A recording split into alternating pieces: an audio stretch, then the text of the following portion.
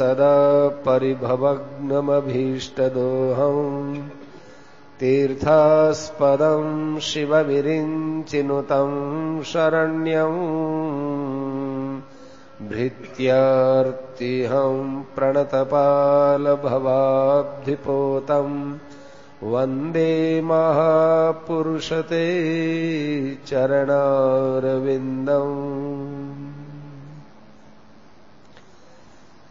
भगवान की बड़ी भारी कृपा है। उत्तम देश, उत्तम काल, उत्तम जाति, उत्तम धर्म में जन्म हुआ है। परंतु सबसे बढ़कर बात तो यह है कि अपना समय भगवान की चर्चा में व्यतीत होता है।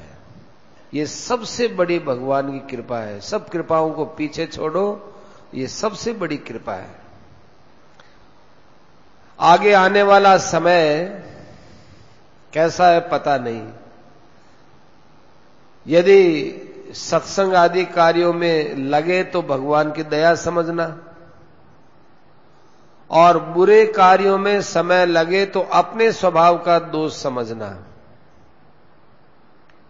ऐसा नहीं कि सत्संग में तो भगवान की दया है और बुरे कामों में ये भी कोई भगवान की कोई दया ही होगी, भगवान ही लगा रहे होंगे। ऐसा नहीं, अपने स्वभाव का दोष समझना। दोनों बातें अलग अलग हैं। दोनों ही बातें प्रारब्ध पर नहीं है। अपने द्वारा कोई खराब कर्म हो, खराब क्रिया हो, तो उसे अपने स्वभाव का दोष समझना चाहिए, और अपने द्वारा बढ़िया क्रिया हो तो उसे भगवान की कृपा समझनी चाहिए। भगवान की कृपा का फल परम कल्याणकारक ही होता है, और अपने स्वभाव की क्रिया का फल दुख रूप होता है। पर यदि आप भगवान की तरफ चलेंगे तो भगवान की कृपा से आपके स्वभाव का जो क्रिया का फल है, दुख, वो माफ हो जाता है। ये सिद्धांत हृदय में रखना चाहिए। अपने द्वारा यज्ञ, दान, तप, तीर्थ, व्रत, सेवा, उपकार, भगवान का भजन, सत्संग, स्वाध्याय हो तो भगवान की कृपा समझो। ये भगवान की कृपा से हुआ है। भगवान ही हमें बुरे कर्मों से हटाकर अच्छे कर्म में लगाते हैं। झूठ, कपट, चोरी, डकैती, बेईमानी आदि कोई भी बुरा काम हो तो उसे अपने स्वभाव का दोष समझना चाहिए। और एक रहस्य की बात है, कितना ही कोई कुसंग क्यों न मिल जाए, महात्माओं पर कुसंग का असर नहीं पड़ता है। यदि कुसंग का प्रभाव हमारे पर पड़ता हो तो फिर महात्माओं पर भी पड़ना चाहिए। महात्माओं पर कुसंग का प्रभाव नहीं पड़ता तो इसका अर्थ यह है कि उन्होंने अपने स्वभाव को अच्छा बना लिया, हमने स्वभाव को अच्छा नहीं बनाया। तो हमारे स्वभाव में जो दोष है वो दूसरे दोष को खींचता है, पकड़ता है। दूसरे आदमी के माथे चाहे मंड दो कि कुसंगी का साथ हो गया, इसलिए मेरे में खराबी आ गई, इसलिए मेरे से दोष घटित हो गया, पर वह खराबी आपने स्वीकार की है तभी आई है, बलपूर्वक थोड़ी आई है। अतः कुसंग का त्याग तो करो, उसके पास ही मत जाओ, कुसंग का नाम ही मत लो। परंतु कुसंग बलपूर्वक हमको खराब कर देता है, ये बात नहीं है। सत्संग से लाभ होता है। अपने लोगों को सत्संग करना चाहिए। सत्संग भगवान की दया से मिलता है। सत्संग से जो लाभ होता है वो भी भगवान की दया से होता है। सत्संग ईश्वर की कृपा है जो परम लाभ पहुंचाती है, उसकी कोई सीमा नहीं है। ये तो लाभ उठाने पर है। पक्षी आकाश में कितना ही दौड़ लो, जितनी उसके पांखों में शक्ति है दौड़ते चले जाओ, आकाश का कोई अंत नहीं। ऐसे ही मछली सागर में कितनी दूर जाओ, कोई अंत नहीं। ऐसे भगवान की दया की क्या सीमा है। हम लोग जो भगवान की दया समझते हैं वो तो बहुत सीमित समझ रहे हैं। हमको तो ज्यादा से ज्यादा, अधिक से अधिक भगवान की दया समझनी चाहिए। हर एक लीला में, हर एक बात में, हर एक समय में, हर एक परिस्थिति में, जीने में, मरने में, बीमारी में और हर किसी परिस्थिति में केवल भगवान की दया को देख करके मुग्ध हो जाए तो उसको भगवत प्राप्ति में देरी नहीं है। और हम तो कहते हैं कि ऐसा मुग्ध हो कि वो भगवान की दया में बेहोश हो जाए तो भगवान आकर उसको चेत कराएंगे, अरे भैया मेरी दया में इतने मुग्ध हो गए, लो उठो हम तुमको चेत कराते हैं। जब तक भगवान के साक्षात दर्शन नहीं हो तब तक हमने भगवान की दया समझी नहीं है। भगवान की दया में कमी नहीं है, हमने समझी नहीं है। भगवान की दया अपरिमित है, उसका रहस्य समझना चाहिए। दया का तो कोई अंत नहीं है, दया के रहस्य का भी अंत नहीं है। परंतु सागर का जल यदि एक छोटी सी शीशी में लाया जाता है तो कहते हैं कि ये सागर का जल है, तो वो तत्व समझ में आता है। ऐसे भगवान की दया का तत्व भी समझ में आ जाए तो भगवत प्राप्ति हो जाए। जिधर अपनी दृष्टि जाए चारों तरफ दया ही दया है, दया का ही सागर भरा हुआ है। सागर में ऊपर नीचे जैसे पानी पानी, ऐसे दया ही दया है, दया ही दया है। हम तो और बात कहते हैं कि सागर का किनारा तो है, यहां तो कोई किनारा ही नहीं है। भगवान की दया को देख देख कर मनुष्य हंसता रहे, हंसते हंसते हंसते हंसते हंसते हंसते ही मर जाए तो कितने आनंद की बात है। अरे अब जीवन में रखा ही क्या है, अब जी के करोगे भी क्या। भगवान की दया समझ ली, दया समझते समझते हंसते हंसते मर जाओ, ऐसी बढ़कर मौत आएगी क्या। दया के सागर में डूब जाए, पर संसार के सागर में नहीं डूबना है। दया के सागर में अपने को डुबो कर ही रखो। भगवान ने सूर्य के द्वारा प्रकाश, बादलों के द्वारा जल और पर्याप्त हवा जीवन चलाने के लिए दिया है। कितनी दया है। क्या हवा के बिना हमारा शरीर रह सकता है। और कोई मूल्य नहीं मांगा भगवान ने, कोई टैक्स नहीं लगाया। प्रकाश है, जल है, हवा है, लाखों रुपए खर्च करने पर भी प्राप्त नहीं हो सकते। भगवान ने मुफ्त दिया है। कितनी दया है। इससे भी बढ़कर दया है कि भगवान ने हम लोगों को स्त्री, पुत्र, धन, मकान, शरीर में बल, बुद्धि में ज्ञान आदि दिया है। ये सब सामग्री परमात्मा की प्राप्ति के लिए दी है।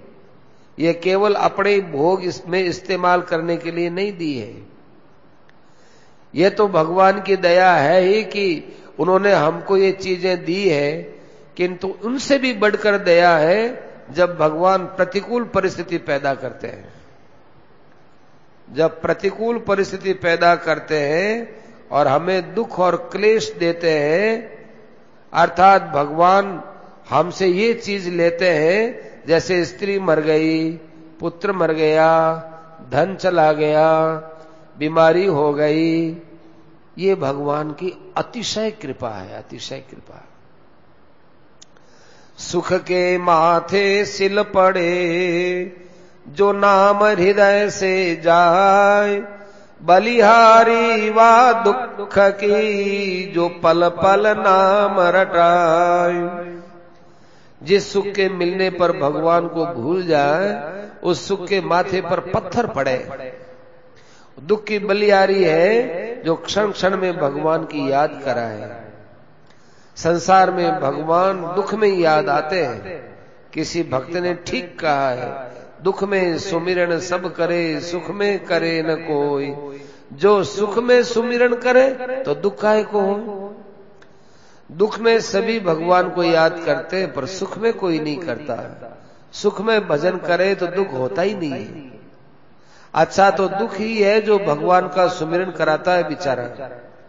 इसी प्रकार हमारे शरीर में ज्वर हो गया, बुखार आ गया, कोई बीमारी आ गई, उस समय में भगवान याद आते हैं तो वो बीमारी कितनी लाभ की बात है। और डॉक्टर वैद्य कह दें कि साहब अब तो आपका शरीर थोड़े ही दिनों का है, अब आपको जो करना है सो कर लीजिए। उस समय घबराने की बजाय विशेष भगवान का स्मरण करना चाहिए। परिवार वालों को भी मोह छोड़ करके, उनको शोक मोह छोड़ करके भगवान के भजन की बात कहनी चाहिए। संसार की कोई भी विपत्ति आए तो भगवान की विशेष दया समझनी चाहिए, क्योंकि बीमारी होती है वो पाप का फल है। तो एक तो वो बीमारी के रूप में पाप कटता है, तो पाप कटने से हम पवित्र होते हैं, और दूसरा उस समय विशेष संसार से निराश होकर भगवान को नाम लेते हैं। वो संसार से निराश होकर लिया हुआ नाम बहुत कीमती होता है। ये सब भगवान शुद्ध बनाने के लिए बीमारी देते हैं।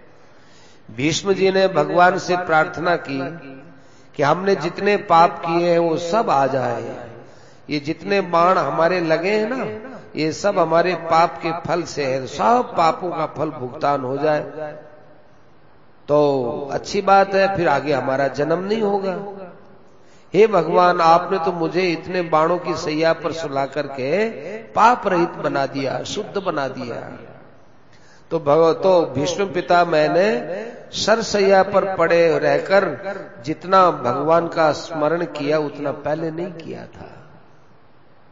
पहले यदि भगवत स्मरण में ही लगे रहते तो वो युद्ध में ही क्यों आते। मैं यह नहीं चाहता हूं कि दुख भोगने के लिए बार बार जन्म लेना पड़े। एक और आनंद की बात है, अपने को बीमारी हो गई, बुखार आ गया, कोई भयंकर बीमारी हो गई, इसको आप तपस्या समझ लो। क्या हाँ, ये तो तपस्या करने का मौका आ गया। तपस्या में क्या होता है, न तो ढंग से खाने को मिलता, न कोई बात करने वाला मिलता, न कोई पास में फटकता, और शरीर के अंदर कई प्रकार के कष्ट सहन किया जाता है।